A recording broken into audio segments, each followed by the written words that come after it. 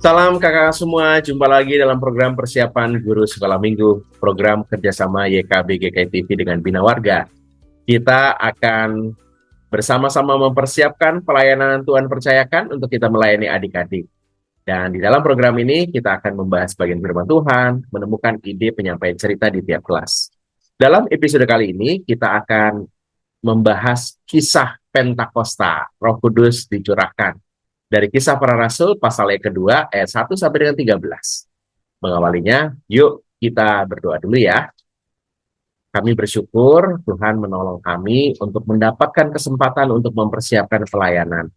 Ya Roh Kudus berkuasalah sehingga kami membaca firman Tuhan dan mengerti dan juga menemukan ide untuk menyampaikan cerita ini kepada adik-adik.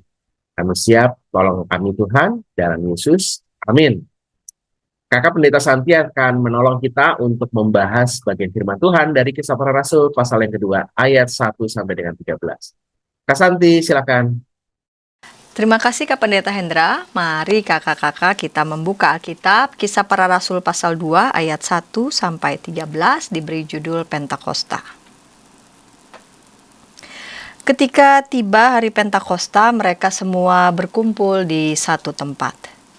Tiba-tiba terdengarlah bunyi dari langit seperti tiupan angin keras yang memenuhi seluruh rumah tempat mereka duduk. Tampaklah kepada mereka lidah-lidah seperti lidah api yang bertebaran dan hinggap pada mereka masing-masing.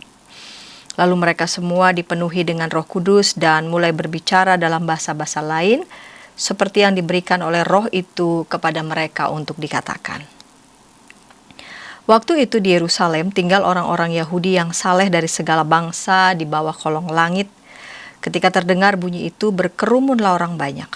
Mereka terkejut karena mereka masing-masing mendengar orang-orang percaya itu berbicara dalam bahasa mereka sendiri. Mereka tercengang-cengang dan heran lalu berkata, "Bukankah mereka semua yang berbicara itu orang Galilea? Bagaimana mungkin kita masing-masing mendengar mereka berbicara dalam bahasa kita sendiri, yaitu bahasa tempat kita dilahirkan? Kita orang Partia, Media, Elam, penduduk Mesopotamia, Yudea dan Kapadokia, Pontus dan Asia, Frigia dan Pamfilia, Mesir dan daerah-daerah Libya yang berdekatan dengan Kirene, pendatang-pendatang dari Roma, baik orang Yahudi maupun penganut agama Yahudi, orang Kreta dan orang Arab. Kita mendengar mereka berbicara dalam bahasa kita sendiri tentang perbuatan-perbuatan besar yang dilakukan Allah." Mereka semuanya tercengang-cengang dan sangat termangu-mangu sambil berkata seorang kepada yang lain, "Apa artinya ini?"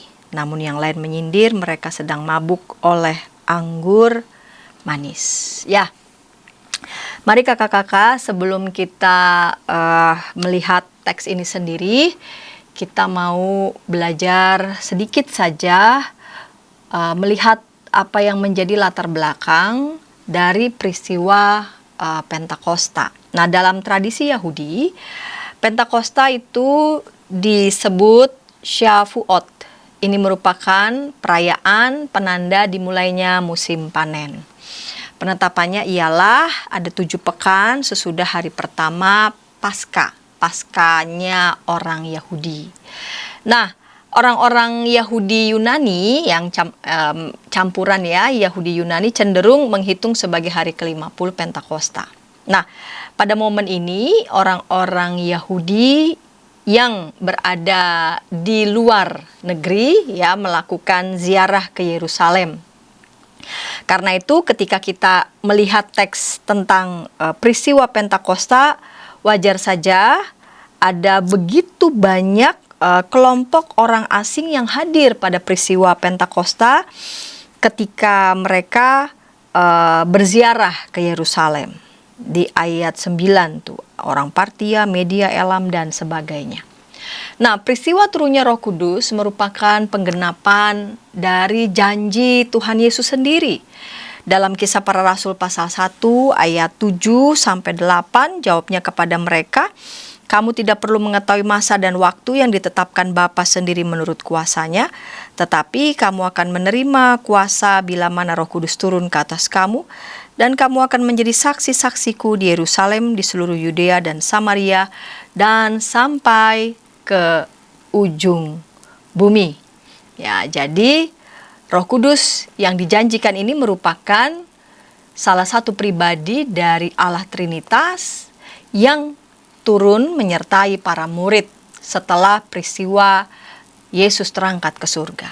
Nah, Roh Kudus hadir dalam bentuk lidah-lidah seperti nyala api hinggap pada semua murid. Setelah itu mereka mampu untuk berkata-kata dalam bahasa asing, ya, dalam bahasa asing yang ternyata dimengerti oleh sekelompok orang yang hadir yang datang dari tempat-tempat yang asing itu. Nah, kemampuan mereka bisa berbicara dalam bahasa asing itu adalah pemberian Roh Kudus. Ya, jadi apa yang dikatakan oleh para murid adalah sesuatu hal yang bisa dimengerti oleh orang-orang yang datang dari berbagai macam tempat sedang berziarah ke Yerusalem. Mereka padahal waktu itu tidak dapat berkomunikasi dalam bahasa-bahasa asing, tetapi pada saat itu mereka dapat berbicara, berkata-kata dalam bahasa-bahasa yang dimana ada begitu banyak kelompok orang yang datang dari Partia, Media, Elam, penduduk Mesopotamia, Yudea dan Kapadokia, Pontus dan Asia, Frigia dan Pamfilia, Mesir dan daerah-daerah Libya yang berdekatan dengan Kirene, pendatang-pendatang dari Roma, baik orang Yahudi maupun penganut agama Yahudi, dan lain sebagainya. Mereka mampu untuk mengerti, mereka bisa mengerti apa yang disampaikan oleh para murid. Dan itu pemberian karunia dari Roh Kudus. Nah, para murid dapat berkomunikasi dengan banyak orang, ya. Jadi itu adalah karunia Roh Kudus yang mempersatukan. Sehingga para murid dapat memberitakan Injil, dan berita Injil yang disampaikan oleh para murid itu dimengerti oleh banyak orang yang datang dari berbagai macam bangsa. Setelah Roh Kudus turun atas mereka, memberikan kepada mereka karunia, mereka dapat mewartakan Injil, dan pewartaan Injil yang mereka sampaikan itu dapat dimengerti oleh banyak orang. Janji Tuhan Yesus digenapi, bahwa Roh Kudus yang adalah Allah itu sendiri menyertai umatnya hingga sampai kesudahan zaman. Nah, kakak-kakak, mari kita merefleksikan apa bentuk pimpinan Roh Kudus, Roh Allah yang kita alami, yang kita rasakan dalam kehidupan kita. Khususnya kakak-kakak yang sampai sekarang mewartakan Injil, kabar baik, kabar bahagia kepada anak-anak sekolah minggu.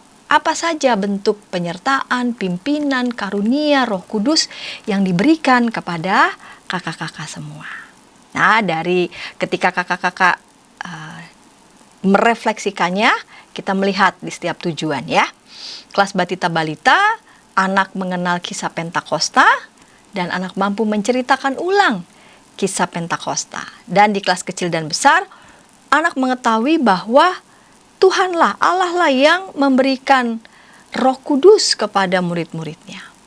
Sehingga anak-anak bertekad untuk hidup berkenan kepada Tuhan dengan pimpinan Roh Kudus dalam hidup mereka.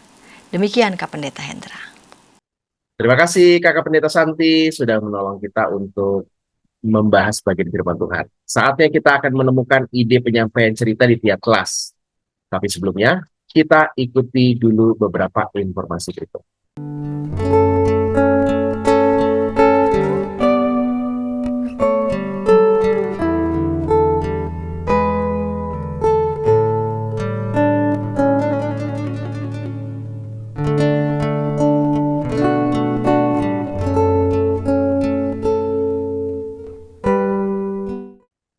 Masih dalam program persiapan guru sekolah minggu, kita sedang membahas kisah Pentakosta, Roh Kudus dicurahkan. Dari Kisah Para Rasul pasal yang kedua, ayat 1 sampai dengan 13.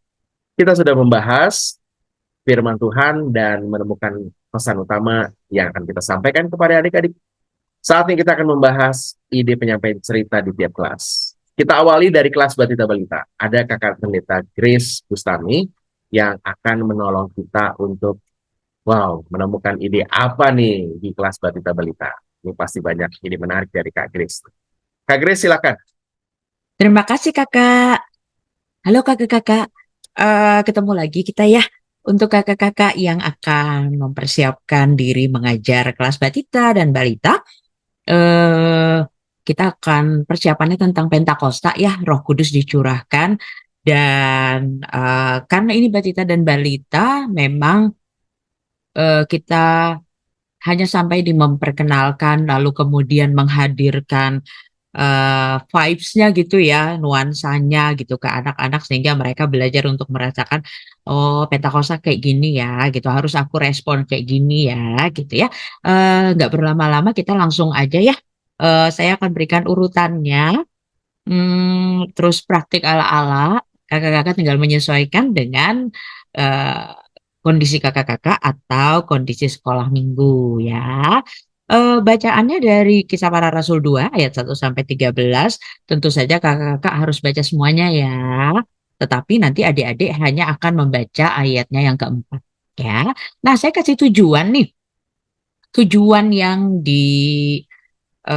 akan ingin dicapai saat itu juga adalah anak-anak bisa menyebutkan arti Pentakosta sebagai gitu ya. Jadi ini udah khusus nih langsung nih sebagai hari Roh Kudus diberikan kepada murid-murid ya. Benar pencurahan benar, turun benar. Tapi karena ini balita-balita, Roh Kudus diberikan kepada murid-murid lebih gampang dibayangkan ketimbang pencurahan atau turun ya. Lalu kemudian tujuan kedua, anak dapat menirukan sukacita. Jadi awalnya meniru dulu nih, karena masih batita balita ya. Nanti selanjutnya kita berharap mereka akan bisa apa ya, menjadikan itu sebagai bagian dari hidupnya, nggak cuma tiruan gitu ya. Mereka dapat menirukan sukacita murid-murid karena Tuhan menepati janjinya dengan bernyanyi. Ini aktivitasnya itu jadinya ya, bernyanyi dan menari bersama. Em, Kenapa saya angkat Tuhan sukacita Tuhan menepati janji? Karena kan di materi-materi sebelumnya kan ada tuh yang pas kenaikan eh, Tuhan Yesus menjanjikan Roh Kudus gitu ya. Jadi ini juga supaya dia jadi sinambung ya. Oke. Saya langsung ke urutan ya. Jadi nanti kakak-kakak akan membaca ayat 4 dari Kisah Para Rasul pasal 2, lalu kemudian anak mengulang. Ya, agak panjang sih, tapi nggak apa-apa ya. PPT-nya udah saya siapkan, PPT sederhana ala-ala ya. Nanti kakak-kakak bisa menyesuaikan ya, atau ditambahkan dengan kreativitas kakak-kakak. Kemudian nanti disampaikan kepada adik-adik tema hari itu, lalu kemudian langsung masuk nih supaya enggak ke soal yang lebih susah untuk dibayangkan gitu, hal-hal yang lebih susah untuk dibayangkan oleh Batita Balita. Kakak-kakak langsung, sesukacita apa sih Pentakosta itu? Kan Natal sukacita, Paskah sukacita, Pentakosta itu sesukacita apa sih gitu ya. Lalu kemudian nanti akan masuk ke eh, langsung ke intro-intro ya. Mama janji nih, Mama mau beliin kamu buku cerita yang kamu suka. Akhirnya Mama bilang, ini buku ceritanya, ya. Kira-kira kamu bakal bilang apa ke Mama? Biarkan anak-anak menjawab. Contoh lain, Papa. Kalau tadi kan Mama udah kebagian, sekarang Papa. Atau teman-teman bisa bisa tambahkan dengan contoh-contoh lain gitu. Intinya anak dijanjikan sesuatu dan akhirnya janji ditepati, intinya itu ya, menghantar anak-anak masuk ke membayangkan rasanya ketika janji seseorang berjanji dan janji itu ditepati, sesenang apa, sesukacita apa, segembira apa ya. Lalu kemudian kasih poinnya, harus pakai poin. Waktu menunggu janji ditepati emang rasanya lama ya, nggak enak ya, deg-degan, nanya-nanya mulu gitu ya. Tapi ketika ditepati rasanya seperti seperti murid-murid masuk di dalam cerita ya. Ingatkan anak-anak bahwa sebelum Tuhan Yesus naik ke surga, Tuhan Yesus sudah berjanji. Ya, masih ingat nggak? Lalu kemudian Ternyata yang Tuhan Yesus janjikan itu Roh Kudus diberikan tepat di hari Pentakosta. Gak usah dijelaskan Pentakosta ini Pentakosta Yahudi, Pentakosta Kristen, gak usah dijelaskan. Kenapa? Batita balita. Yang penting mereka harus tahu dulu istilah Pentakostanya. Karena yang mau mereka hafal ya hanya Pentakostanya aja. Hari ketika Tuhan Yesus menepati janjinya memberi Roh Kudus buat murid-murid gitu ya. Lalu kemudian langsung masuk ke cerita, nggak usah panjang lebar. Ya, waktu itu murid-murid sedang berkumpul untuk merayakan Pentakosta. Nggak perlu Yahudi apa Kristen, Pentakosta aja dulu. Kita lagi mau pengenalan istilah. Ya, lalu kemudian tiba-tiba mereka mendengar bunyi seperti tiupan angin keras di dalam rumah itu. Teman-teman ingat ya, ini bukan tiupan angin keras. Tetapi murid-murid mendengar bunyi seperti. Jadi apakah itu di dalam rumah ada angin keras? Ya nggak tahu. Ya, tetapi murid-murid mendengar suara. Kan yang diberitakan bunyinya. Oke, bunyi seperti tiupan angin keras di dalam rumah. Biasanya kalau angin kan di luar ya kalau angin. Tapi ini di dalam rumah. Maksudnya beginilah teman-teman. Kita mau menghadirkan ke anak-anak bahwa eh, harus seperti itu, harus beda supaya murid-murid bisa nawin gitu loh, bisa ngenalin, bisa oh ini Roh Kudusnya, ini momennya gitu. Kalau anginnya sama di luar terjadi di luar rumah, ya samalah seperti angin biasa gitu ya. Jadi angin bunyi seperti tiupan angin keras di dalam rumah. Lalu kemudian lanjut lagi, ya. Lalu mereka lihat, kok di kepala kamu ada? Nah, sering kejebak nih kita di sini, oke? Biasanya kita suka bilang, wah, ada lidah-lidah api. Wah, salah padahal. Ya, yang benar adalah lidah-lidah seperti nyala api. Ini yang kemudian mengamankan posisi kita ketika ada anak-anak yang bertanya, itu panas nggak? Rambutnya kebakar nggak? Lah, kan itu yang mereka lihat. Lidah-lidah seperti nyala api. Jadi bukan api yang ada di atas kepala, tetapi lidah-lidah seperti. Bahkan murid-murid saja saat itu tidak bisa menggambarkan dengan tepat apa yang mereka lihat. Mereka lihat, mereka gambarkan seperti apa yang mereka pikirkan. Lidah-lidah seperti nyala api di atas kepala mereka. Gak usah dibilang itu pasti panas ya, kan kita nggak tahu. Wah itu pasti rambutnya ada yang kebakar. Kita nggak tahu. Bilang aja sesuai dengan yang ada di dalam Alkitab. Biar aman. Ya. Lalu kemudian saat itu murid-murid yakin. Ini momennya. Tuhan Yesus menepati janjinya yang waktu itu. Oke, kalau yang tadi bisa teman-teman bisa bilang, kok di atas kepala kamu? Ih, kamu juga. Kok aku juga? Lah, kok semua? Gitu. Jadi bisa dibuat seperti itu ya. Tapi nggak usah sampai yang drama. Nggak perlu. Oke. Nah, selanjutnya. Setelah itu mereka yakin banget itu Roh Kudus. Karena sesudah itu mereka dapat berbicara tentang Tuhan Yesus dalam bahasa yang berbeda-beda. Teman-teman, penting banget untuk menyampaikan bahwa bahasa yang diberikan oleh Roh itu adalah bahasa dunia. Isinya pun juga nggak yang random. Isinya tentang perbuatan-perbuatan besar Tuhan. Ya, makanya di sini gambarnya, saya kasih semua gambarnya. Saya nggak kasih bahasa.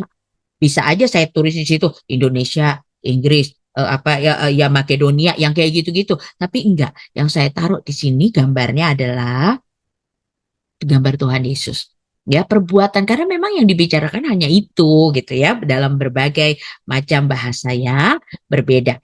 Lalu kemudian tentu saja itu membuat mereka semua bersuka cita karena Tuhan Yesus menepati janjinya. Mereka nggak sendiri. Roh Kudus sekarang menjadi penolong mereka yang bersama-sama dengan mereka setelah Tuhan Yesus naik ke surga. Lebih menghadirkan suasananya, vibes-nya, sukacitanya ketimbang tanda-tanda.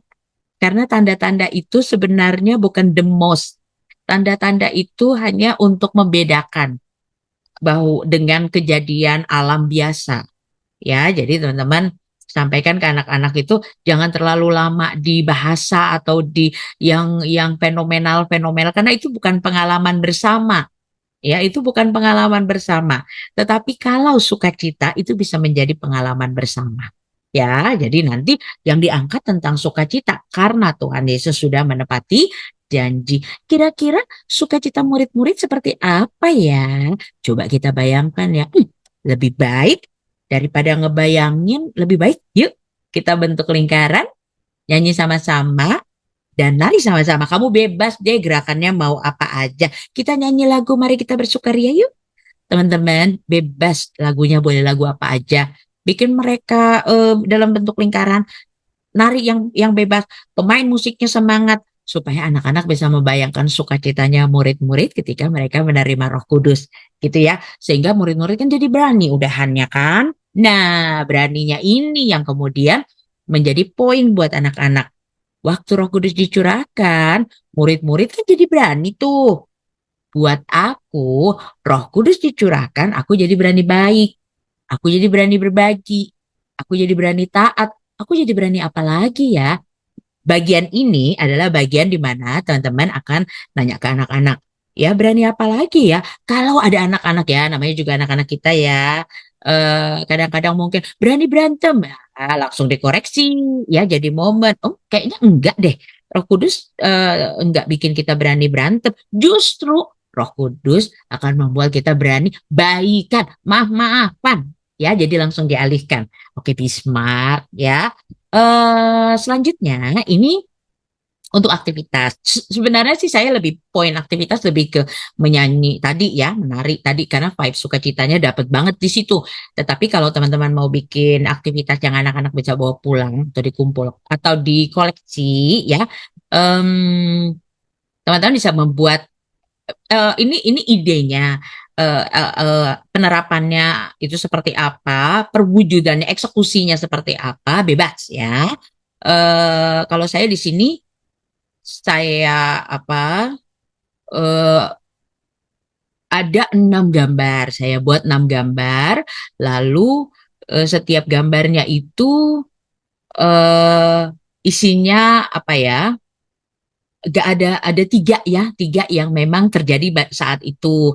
Lalu kemudian tiganya lagi bukan. Jadi anak-anak boleh menebak, beri centang atau menghubungkan mana yang menjadi tanda yang menyertai Roh Kudus dicurahkan. Oke, dikasih penjelasan supaya anak-anak tahu ngapain sih, mereka ngapain sih gitu ya. Kemudian, oh udah selesai deh ya. Bebas, teman-teman boleh bikin aktivitasnya seperti yang teman-teman inginkan idenya gitu ya. Dan anak-anak bisa mengerjakan. Itu nggak harus di print. Teman-teman bisa gambar sendiri lalu bagi ke anak-anak ya. Oke, itu saja persiapan dari saya. Selamat mempersiapkan diri dengan baik ya kakak-kakak ya. Dengan baik. Tuhan Yesus memampukan. Terima kasih Kakak Pendeta Grace Bustami yang sudah menolong kita untuk menemukan ide di kelas Batita Balita. Kita akan beranjak ke kelas kecil 1 sampai dengan 3 SD. Tapi sebelumnya, kita ikuti dulu beberapa informasi berikut. Dari gungkungan malam gelap. Nyanyikanlah nyanyian baru setiap hari Rabu pukul 12 waktu Indonesia Barat. Dapat Anda nikmati di channel Lagu Rohani YKB TV. Masih dalam program persiapan guru sekolah minggu, kita sedang membahas kisah Roh Kudus dicurahkan dari Kisah Para Rasul 2 ayat 1 sampai dengan 13. Kita akan membahas ide penyampaian cerita di kelas kecil 1 sampai dengan 3 SD. Ada Kak Emanuela Angela yang akan menolong kita untuk menemukan ide apa nih untuk kelas kecil. Kak Angel, silakan. Shalom kakak-kakak, jumpa lagi dalam persiapan guru sekolah minggu kelas kecil. Hari ini kita akan bersama-sama membahas tema tentang Roh Kudus dicurahkan. Belajar dari kisah Pentakosta dan bacaan diambil dari Kisah Para Rasul 2, ayatnya yang pertama sampai dengan 13. Sebelum kita melihat lebih lanjut, mari kita melihat terlebih dahulu tujuan pembelajaran. Yang pertama, anak mengetahui bahwa Tuhan memberikan Roh Kudus kepada para muridnya. Dan tujuan kedua adalah anak berkomitmen untuk hidup berkenan kepada Tuhan dengan pimpinan Roh Kudus. Metode pembelajaran yang digunakan adalah bermain peran kreatif. Jadi di sini kakak-kakak dapat mengumpulkan beberapa anak menjadi satu kelompok besar dan pilihlah 2 kakak GSM yang akan memerankan para murid. Jadi ada pemeran 1 dan pemeran 2. Dan tugas dari kakak-kakak GSM ini adalah menjadi pemeran sekaligus memberikan penjelasan terkait kisah Pentakosta ini. Selanjutnya, pemeran pertama berperan seolah-olah menjadi orang asing. Jadi, di sini pemeran pertama berdialog menggunakan bahasa-bahasa asing, lalu saling menyapa. Nah, kemudian, sapalah anak-anak sekolah minggu menggunakan bahasa Indonesia. Misalkan menyapa selamat pagi, apa kabar hari ini, dan lain sebagainya. Setelah itu, para murid, tadi ya pemeran pertama dan juga kedua, itu memerankan para murid. Lalu di sini sampaikan bahwa pemeran pertama ini adalah orang dari daerah X. Jadi daerah di luar sana gitu ya, daerah asing. Namun kita, jadi nanti kakak-kakak pemeran kedua dan juga kumpulan anak-anak tadi yang sudah berkumpul di dalam kelompok besar dapat mendengarkan bahasa dari pemeran pertama yang dapat berbicara dengan bahasa kita. Jadi kita dapat mengerti apa bahasa mereka. Lalu setelah itu sampaikan kepada para anak-anak sekolah minggu, di mana kebingungan yang mereka rasakan adalah kebingungan yang juga dirasakan oleh para murid. Tapi di sini jelaskan kepada anak-anak bahwa semua itu terjadi karena penyertaan Roh Kudus. Ada kebingungan tetapi juga pada akhirnya mengerti bahasa yang mereka sampaikan. Jadi tanpa Roh Kudus mereka tidak dapat mengerti hal-hal tersebut. Nah, ini saran metode yang dapat digunakan oleh kakak-kakak. Lalu di sini ada juga ayat emas yang dapat digunakan, diambil dari Roma 8 ayat 14. Semua orang yang dipimpin Roh Allah adalah anak Allah. Lalu ada juga aktivitas di sini membuat kipas berbentuk lidah-lidah api. Jadi siapkan kertas tebal berbentuk lidah-lidah api, usahakan polos. Lalu mintalah mereka mewarnai lidah-lidah api ini. Lalu di sebaliknya, mintalah mereka menuliskan komitmen mereka, aku mau menjadi anak yang taat dalam, misalkan dalam kehidupan sehari-hari, melalui tingkah laku, cara belajar, dan lain sebagainya. Berikan pensil atau sumpit sebagai pegangan kipas. Lalu di sini juga ada saran lagu yang bisa kakak-kakak gunakan, itu Roh Kudus yang manis. Di sekian persiapan kita hari ini, Tuhan menyertai kita senantiasa, selamat mempersiapkan bahan. Terima kasih Kak Angela sudah menolong kita untuk menemukan ide di kelas kecil. Kita akan beranjak ke kelas besar, tapi sebelumnya mari kita ikuti dulu beberapa informasi berikut. Dari gungkungan malam gelap, Nyanyikanlah nyanyian baru setiap hari Rabu pukul 12 waktu Indonesia Barat. Dapat Anda nikmati di channel Lagu Rohani YKB TV. Masih dalam program persiapan guru sekolah minggu, program kerjasama YKB GKI TV dengan Bina Warga. Kita sedang membahas kisah Roh Kudus dicurahkan. Kita akan membahas di bagian ini ide penyampaiannya untuk kelas besar 4 sampai dengan 6 SD. Ada Kak Melbourne Nainupu akan menolong kita untuk menemukan ide di kelas besar. Silakan Kak Melbourne. Halo kakak-kakak pengajar dimanapun teman-teman semua berada. Kali ini kembali lagi bersama saya Melbourne Nainupu dan dalam acara untuk mempersiapkan pengajar sekolah minggu. Nah, kali ini kita akan sama-sama mempersiapkan bahan ajar dari kisah pencurahan Roh Kudus yang terambil dalam kitab Kisah Para Rasul 2 ayat 1 sampai 13. Tema dari bahan kita minggu ini adalah Roh Kudus dicurahkan. Untuk kali ini saya akan membawakan persiapan khusus kelas besar dan ada tujuan pembelajaran yang tentunya kita akan capai bersama, dan ada 2 tujuan pembelajaran. Yang pertama adalah anak mengetahui bahwa Roh Kudus telah dicurahkan kepada murid-murid Tuhan Kemudian yang kedua, anak bertekad untuk hidup berkenan kepada Tuhan yang dipimpin oleh Roh Kudus. Setelah kita mengetahui tujuan dari pembelajaran pada minggu ini, tentunya kita akan masuk kepada tahap selanjutnya, yaitu untuk pembukaan. Untuk pembukaan sendiri, kakak-kakak bisa menanyakan kabar dari adik-adik untuk memastikan kabar mereka, kemudian kesiapan untuk mendengarkan cerita firman Tuhan.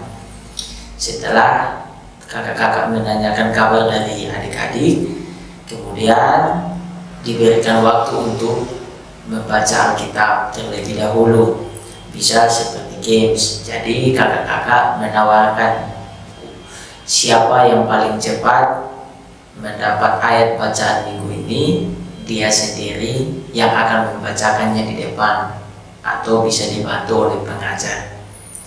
Itu pembukaannya. Kemudian setelah itu anak-anak diajak untuk menyanyikan lagu Tuhan ku mau menyenangkanmu, dan lagu yang kedua Roh Kudus kau hadir di sini.